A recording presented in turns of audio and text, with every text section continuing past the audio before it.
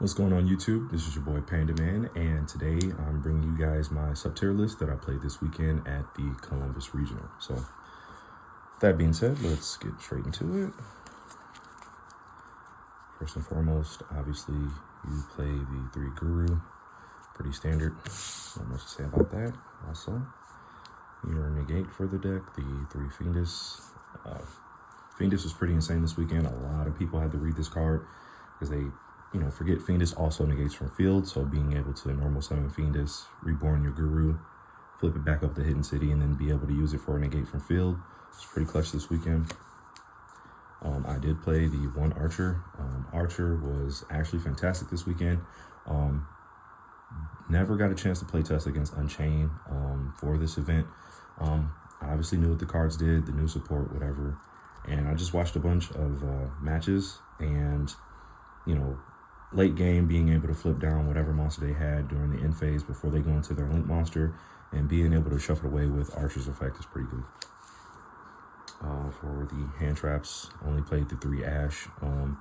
Ash did what it was supposed to do. It was pretty good, pretty standard. Nothing much to say about that one. And then for the last 2, obviously your Red Eyes and your Dark Magician. Not much to say about that. Out of the 3 rounds, 9 rounds, sorry. I think I only drew into it once, playing against, I believe it was my 2nd Unchained player. For the following turn, I drew him against Red Eyes. Still had enough on board to control the game, and then next turn, drew into Dark Magician. So, but still was manageable to get the win, so can't complain. On to the spells for your Subterror cards, the 3 Hidden City. First and foremost, obviously self-explanatory. One of the best field spells in my opinion. And then lastly, the 1 Cave Clash. Cave Clash is necessary. I was looking at the Subterror group the other day, and someone asked about how was Cave Clash. Was it necessary? Was it a 1 of, 2 of? And for me, as far as playtesting goes, for as far as this deck has been around, Cave Clash has just been good at 1. You need it for your resource game. It's pretty good. For your other spell cards, you played the 3 Pride of Prosperity. Prosperity was pretty good for your, whether you wanted to get your engine cards or not engine cards. A lot of people always saw just your floodgates, we'll get to in a minute, and then when they saw Red Eyes Fusion, they kind of knew what type of game that they were in for. Speaking of your 3 Red Eyes Fusion, self-explanatory, never had an issue, never draw multiple. It was always good. Even when you drew multiple, you used it for your negate off the go, so it's pretty good. I played 3 Book of Moon. Book of Moon was pretty good this weekend. A lot of people were playing Imperm during the lab matchup. It was pretty good. Like I said, everyone was playing Imperm. It was pretty good. And then once we get onto the floodgates, I'll explain more about Book of Moon. And then for the last spell, played Terraforming. On to the traps for your Subterror cards. We played the 2 Final Battle. It was good at 2. Had no issues. Another card a lot of people had to read as far as the attack, and also the preventing of negation for the last bullet point was pretty strong. We maxed out on every floodgate possible. We played the 3 Skill Drain. Self-explanatory. It's pretty good. Subterrors can play around it because of the last effect of Final Battle, so it was pretty good. We also played the 3 There Can Only Be One. It wasn't an issue for me as far as Subterrors go. I mean, at that point, as soon as Dragoon touched the board, there was no need for you to bring back summon Fiendus in order to bring back Guru. It never came up. It was always good. The moment Dragoon hit the board, it was on from there. A lot of people had issues dealing with it. And then the last, we played 3 Summon Limit. Summon Limit was also pretty strong, going first. Even when breaking the boards, going second, a lot of people, try to recover, go for the pushback, and Summon Limit was there to stop them in their tracks. And then for the last trap, we played Strike. Strike was also pretty good for the clapback for, big pushes when breaking boards. A lot of people didn't see this coming as well. On to the extra. First and foremost, obviously the 1 Dragoon. Dragoon self-explanatory. Was really good. Really, really good. Dragoon is a hell of a card. non-destruction, non-targetable, and being able to get the double pop, which is very necessary for the deck.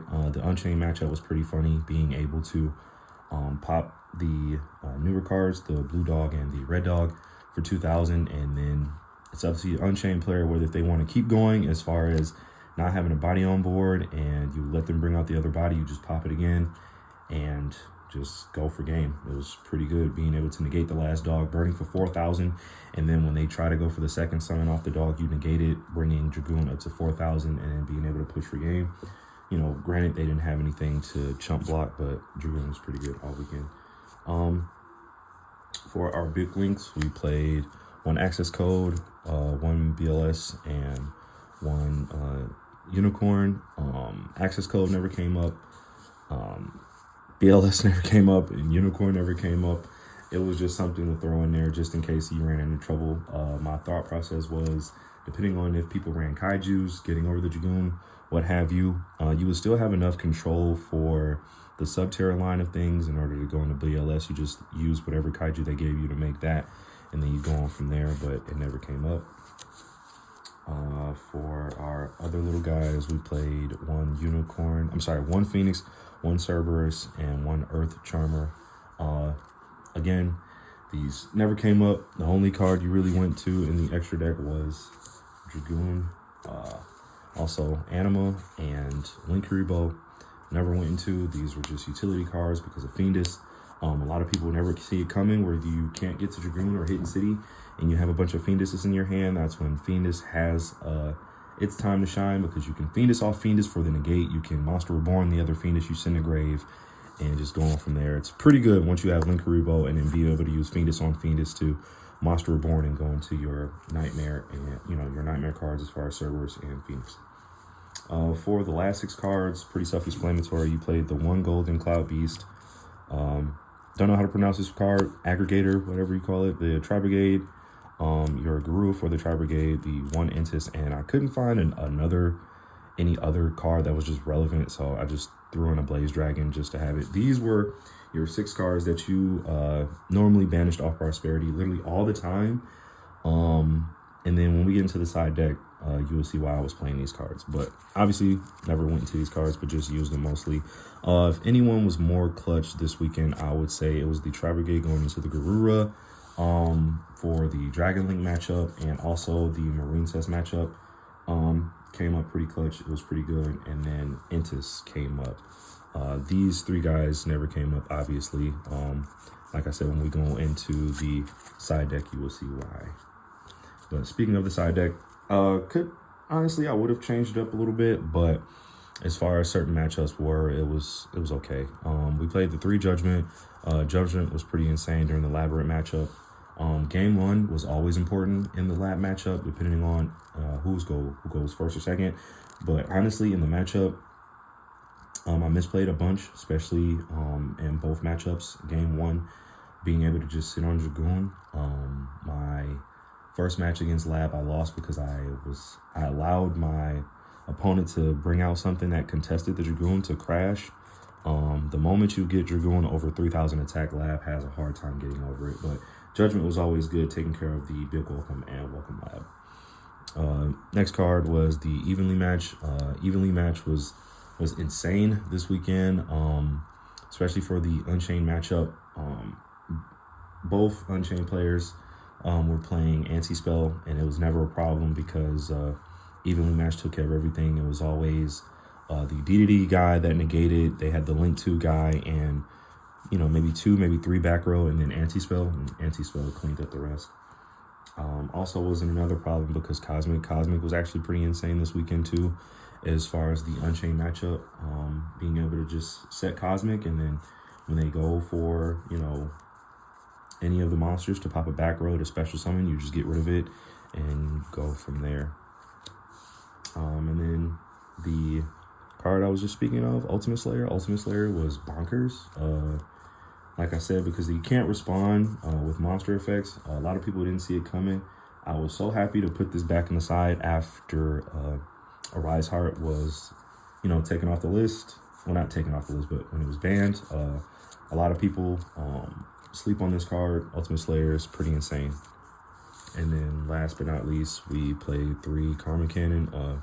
I played this for the Branded matchup because Branded has a hard time getting over this card, being able to let them make a board, and then they don't make any boards that have negates, just interaction. So when you go Karma Cannon, just book their board, and then depending on if you already had Dragoon on board, you just start popping away, burning, or Cave Clash. Additionals effect gives 500 for each set monster your opponent controls. So being able to have Guru at like 4,000, 5,000, Fiendus at 25, 3,000, and just start beating away their board from there. It was self-explanatory, but that was all. Unfortunately, didn't make top 48, got 50th. Misplayed versus the Branded Despia player and allowed them to get advantage. And then both matchups against Lab would end it the same, going into game 3 with them going first, and them being able to set up the Eradicator first turn was just devastating. For the sideboard, I'll probably be making posters about that. Maybe make another video about other side deck cards for this deck moving forward, but not giving up on this deck. This deck is actually pretty strong once it gets going. So many people were concerned about Dragoon so much. It was just funny. People were so worried about Dragoon that they, forget about the Subterror card. So it worked hand in hand. A lot of people always held the Ash. And then the moment you get your ball rolling with Hidden City getting Guru getting Fiendus, they have no choice but to either Ash the Ash the Red Eyes Fusion, or Ash the Guru. If they don't, you have Fiendus, you can negate the Ash when you go Red Eyes Fusion. A lot of judge calls today this past weekend, because a lot of people, forgot that, Red Eyes Fusion has the restriction of not being able to normal or special, but you don't normal or special anything. You set the Guru and then flip it back up with Hidden City, being able to allow you to resolve Red Eyes Fusion. It was a lot of judge calls. It was pretty funny. I had a call. I was at table 8 playing against an Unchained player, and he thought Hidden City special summon. He thought I special summoned Guru from the deck. It was pretty hilarious. But like I said, this past weekend, it was pretty fun. I just need to do a little bit more testing against Labyrinth, and we'll be A-okay. But appreciate you guys. Love all the support. Shout out to my guys that I went with this past weekend, Chung, D'Lo, Sonny, and Steven. Shout out to the whole Michigan group. You guys, Collectibles, Eternals, Gamers, A to Z, and also shout out to the Subterror group. Appreciate you guys, and I'll see you next time.